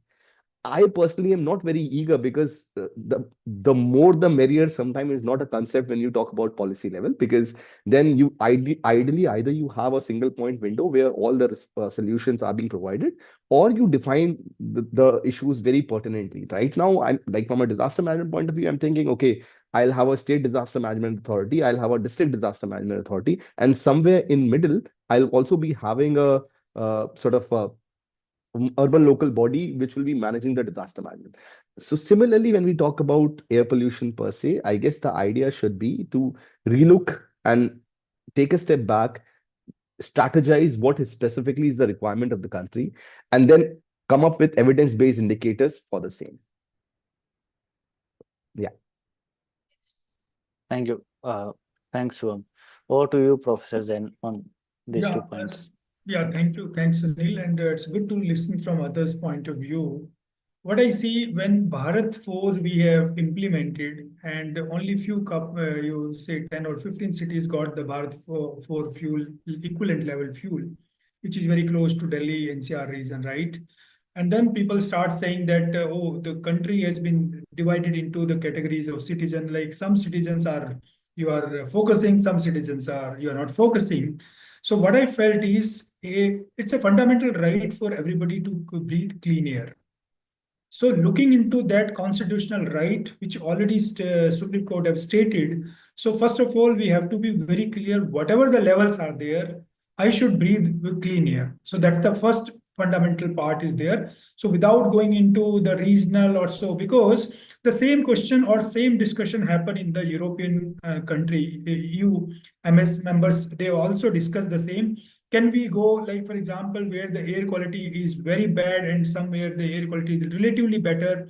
So can we have the different standards? So the decision comes out finally, every citizen is having the same right to breathe the clean air. So if in an area is highly polluted, doesn't mean we have to be late and then give the clean air to them. Yeah, we know that they need an extra effort. So why not we make a narrative like the areas which are highly polluted, we have to put certain extra effort on that to make that citizens to have a clean air to breathe. So this is what I perceive it one. And secondly, if you have multiple, you can say standards or multiple things, it's very difficult to even compare also. Who is doing now, you are motivating yourself. Like, for example, when you say like an athlete or there are 10 athletes, they are participating, and one is going to be first, or maybe two are going to first and then second and third, assuming that if you for 10 you make 5 different criteria, there may be 3 or maybe 5 will be first. So we have to see like what is the purpose in air quality. The purpose is the everybody has to breathe the clean air. That's the most important part is there. So looking into that, we have to go a little more sectoral targets, because what is happening, like for example, like what Ankur mentioned, like capacity building or carrying capacity of an area. So once you understand that carrying capacity of an area, whether it is city or state, you get to know which sector is contributing how much. If you could put in a target to the sector or the emission load based, then automatically you will be aim to achieve that better. Yes, sometime what we can do, if the highly polluted areas, we know it's a matrix is very complicated. For example, Indo-Gangetic, it's not only cities are more polluting than the other cities, it is the region which is experiencing because of the regional, you can say meteorological boundaries and the location and so. So in that case, maybe you can be a little more relaxed, like instead of everybody has to achieve in 5 years, you may achieve in 6 years and so. But you cannot discount them that if you are a highly polluted area, so your emission standards might be different. The emission standards should be same, so that their people should get in a clean air on time, like maybe in other cities also, because everybody wants to aspire for the blue sky. Like for example, when I'm sitting in Tirupati and when Shubham was making a comment, so in next few days I'm going to back to Delhi, so I can see myself how it is going to be experienced, right? So this is where I feel we have to look for the air quality improvement and the sectoral targets, stakeholders. Like for example, Dr. Sharma mentioned about the accountability and how the things are there. So we have to look into more, you can say, strategic or sustainable solutions which will be implemented and help in improving the overall air quality of the area. Yeah, Thank you, Professor Jain. Now, the discussion has very clearly outlined that one, there is a need to relook at how the rules and regulations are changing, particularly the amendments in the Air Act, and that's becoming an enabling factor for the pollution control boards to regulate better. We have also highlighted that the existing concentration-based targets are not really helping cities clean their air, and there is a need to look at emission load based targets in the existing framework of National Clean Air Program. I still remember that in the draft City Clean Air Action Plan stage way back in 2017, Chandigarh was the only city which in the draft stage said that building more flyovers is not the solution to air pollution, while all other cities were advocating for building flyovers as a decongestion tactic. Sadly, that statement of the draft Clean Air Action Plan of Chandigarh didn't make it to the final plan, and now we see the BRTs being dismantled, the tram being dismantled. So there is a need to relook at how are we going to cut down on emission load, and maybe looking at that sectorally and regionally will be an approach. We have also understood and we also highlighted that there is a little bit of lack of looking at the data which we already have at our disposal, be it the emission data or even the return on investment, in terms of realization that a rupee invested can at least bring us 5 to 7 rupees or even 9 rupees return in terms of health gains. So that kind of integrated approach is missing. So we definitely have to do better. Some of the issues are highlighted. So now with those concluding remarks, I would like to take a couple of questions which we have from the people who joined the discussion. So question from Adil Masood is, how can the current legal framework support greater cooperation between government agencies, scientific institutions, and the private sector in tackling air pollution? Anyone who would like to take that question? I may request if we can take this question because of his experience. I think it will be useful. Thanks. How can we utilize the existing legal framework for greater cooperation between the government agencies, scientific institution, and private sector in tackling air pollution? See, again, I really see, as a lawyer, I would always say, well, take up every single instance where it is not being followed before the appropriate court, because that's there, but also make representation. But also it's important, as I said, that there is so much of lack of understanding about a law that I think that is itself a big issue that I think needs to be taken up. And I think there needs to be an appreciation of the fact that this clean air plans and all is not something which the pollution control departments and others can handle on their own. It will need every single department to actually work in a very coordinated manner along with civil society groups to every other throughout the year, while expecting that we will not see a change in the air quality in the next 3-4 years. I think patience is critical. Here we are in a situation where we once said we'll implement GRAP and the air quality is supposed to improve the next day, right? And we see clean blue air because there's some movement of the wind, and we think that it's working. Well, that's not going to happen. What is today the condition of air is because of faulty planning over the last 5 decades. Let's be very clear. And that cannot be corrected by doing work even in the next 3 years. For visible difference to happen at every level, it will need a much longer, I don't know whether it'll be 5 years, 7 years, but it needs a much larger one, and it'll be an incremental improvement. Let's not fool ourselves by thinking 40% reduction in 3 years and 4 years. It doesn't operate like this. So we have to be patient, and we have to be working together, and it will need a mix of adversarial as well as non-adversarial approach. We cannot take every violation to court. There's no capacity either of individuals or of lawyers or of the court itself to deal with it. But in certain blatant cases, we need to take up. The rest of it will need every agencies to work together. And that, I think, is critical, and it needs us to work when the pollution levels are lower. Let's not do it during the winter season. Let's do it when the air is clean, because maybe our mind will work better then. Thank you.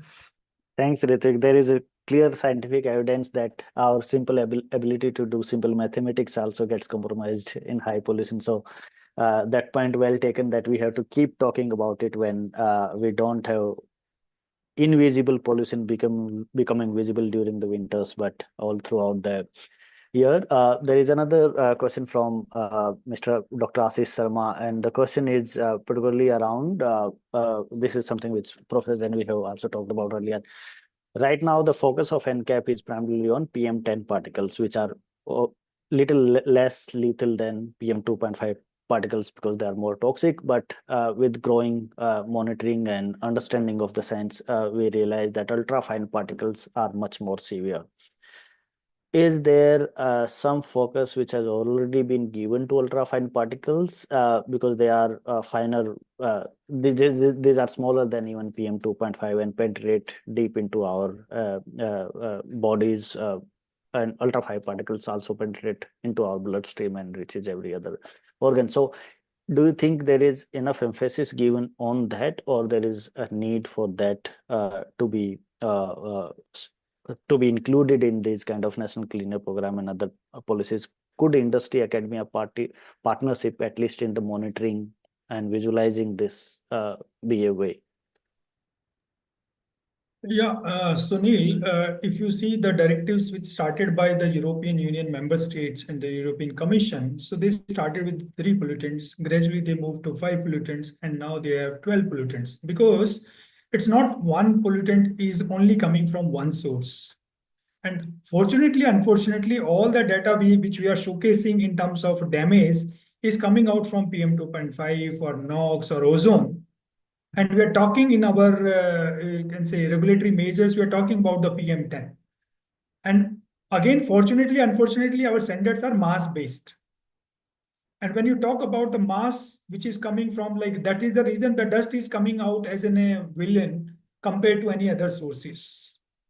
And which is not that lethal compared to the pollutants which are coming from the combustion, and especially like vehicular exhaust emission. So if you talk about the mass-based emission, which is mass-based, you can say output, it's not reflected that, and that's why there is no sync in the, you can say, the National Clean Air Program targets or the type of pollutants. I believe that there are 4 or 5 important pollutants are there at least, or you can say the criteria pollutants are there, which we should take into consideration when we talk about the targets. Because one pollutant, it's not easy, because that's one of the reason you see where the focus of all the cities are to, you can say, take care of your construction dust or road dust, because your target is different. And that's why you expect that they have to target the industrial emissions or vehicular emissions, because that is not showcased that way. That's why we should target about the multiple pollutants, looking into the how much they are damaging to the human health, or the damaging to the infrastructure, or damaging to the agriculture productivity, and so on and so forth. Like, for example, when Mr. Datta was mentioning, I was in the US, and Sheboygan City got in a you can say non-attainment city tag immediately when we were there. What happened is, once the non-attainment tag was given to Sheboygan City, the 3 stakeholders, one is the common citizens, second is the business, and third is the regulatory agency, all 3 get alerted. Means non-attainment means, pollution level in my city is very high, and they immediately concerned about their health, and citizens immediately start knocking the door of regulatory agency. What you guys are doing? My health is on stake, so please do something. Industry or business get in stress because they got to know, oh, my city is in non-attainment, so now the compliance or the regulatory bodies are going to ask, you should do something so that you can reduce the emissions. And similarly, regulatory agencies are also in alert, because they have to do, otherwise their federal funds will be stopped, or partially funds will be stopped, and so on and so forth. So this is where you see the tag of non-attainment comes in picture. Immediately all stakeholders comes in the alertness. But you talk about so many non-attainment cities are there, we're not bothering. We don't know even what is the meaning of this. So that is the reason we have to be very rational when we are talking about, like, how to go with the mitigation measures. Yeah, Mr. Datta was trying to say something. To you, Ritvik. No, Thank you. In fact, you actually touched the chord at the last sentence. Not that I'm undermining what you said. This copy paste of non-attainment city should be done away with. Because Absolutely. I had so much difficulty explaining to the judge what is meant, because we copied it from the US policy, clean air policy, put it in India. Now, an average Indian does not understand, an educated Indian, what it means by, why can't we say polluted cities? Yes. See, if it is exceeding the standards, it should be called polluted cities. It's an American term copied in the National Clean Air Plan called non-attainment. It is like you are an uneducated person. See, it's wrong. You can be educated. It's a very negative term with a form that cannot be improved. And therefore, I would suggest, that your report should say, please do away with this, this issue of non-attainment, because nobody understands non-attainment. And let us, have it clearly said, these are polluted cities, or whatever, and these needs to be dealt with. I think this naming is very important, and that only this brief intervention. Thank you. Thank you. Thanks, Ritvik. Now, it is very interesting that the tag of non-attainment, at least in the research community and the regulatory space, has brought attention to at least 131 cities saying that they will need to do more, and they were on at least some level of alert. There's a little bit more awareness in cities there, but this is also very true that non-attainment doesn't mean anything for a general citizen. It should, the naming should be framed better. But while we we have spoken about a lot of efforts which are needed within the municipal cooperation boundaries to be taken in terms of reducing the emission load across sectors. There is a need to move to regional approach. But while we move to that regional approach, I think this alert approach of identifying a city as the most polluted city by air pollution or a non-attainment city works and brings attention to those cities and to those geographies. So we need to take that. We have also understood that the legal frameworks are changing, but there needs to be better look at that in terms of how can they empower the regulatory agencies at the district and state level. We also have understood that the current volume-based standards might need to be relooked, both in terms of adding additional emission load based approaches based on the cumulative capacity and assimilative capacity of the regions, and also looking at stratified national ambient air quality standards, having stricter targets for cities which have already achieved the national ambient air quality standards. So with all that discussion and interesting points made by all the esteemed panelists and the questions by all the people who joined the workshop, it is very clear that we need legal strengthening. We need multi-sectoral and economic indicator-based approach for air quality management and public health. Though we didn't touch a lot on public health, this time there is also a lot of emphasis given, need for a lot of emphasis given to public health to be integrated in our air pollution policies. So with that, I would like to thank you all the panelists to start with, and all the other people who have joined to be part of this discussion. This is just a beginning of talking about this multi-sectoral and economic indicator-based approach. We should definitely be having more of these conversations, integrating more aspects of air pollution regulation into it. And next time, we'll definitely make sure that we have better gender representation in our panel as well as in the presentations. Thank you very much. Thank you, Dr. Jain. Thank you, Subham and Ritvik Datta and Dr. Kansal for being part of this discussion. It was very enriching for me, and I'm sure we'll definitely take some positive points out of this and ensure better regulation at different levels. Thank you. Thank you, Sunil. everyone. Thank Thank you. you, everyone. Thank you, everyone. Thank you. Thank you, Sunil. Thank you.